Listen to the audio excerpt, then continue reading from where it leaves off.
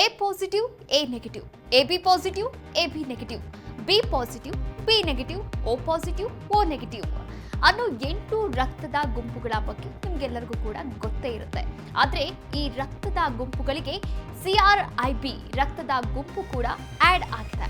ಹೌದು, ಇಂಥದ್ದೊಂದು ವಿಶೇಷವಾದಂತಹ ರಕ್ತದ ಗುಂಪು ಇರುವಂತಹ ಮಹಿಳೆ ನಮ್ಮ ಕರ್ನಾಟಕದ ಕೋಲಾರದಲ್ಲಿ ಕಂಡು ಬಂದಿದ್ದಾರೆ. ಈ ಮಹಿಳೆ 38 ವರ್ಷದವರಾಗಿದ್ದು ಹಾರ್ಟ್ ಸರ್ಜರಿಗಾಗಿ ಕೋಲಾರದ ಆಸ್ಪತ್ರೆಗೆ ದಾಖಲಾಗಿದ್ರು.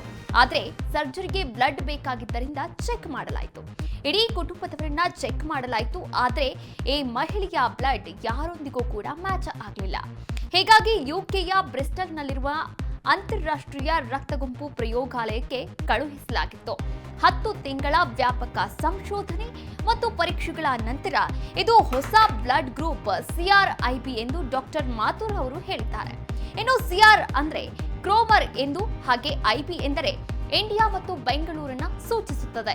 ಈ ಮೂಲಕ CRIB ರಕ್ತದೊಂದಿಗೆ ಗುರುತಿಸಲ್ಪಟ್ಟಂತಹ ವಿಶ್ವದ ಮೊದಲ ವ್ಯಕ್ತಿ ಎಂದು ಕೋಲಾರದ ಮಹಿಳೆ ಪಾತ್ರರಾಗಿದ್ದಾರೆ.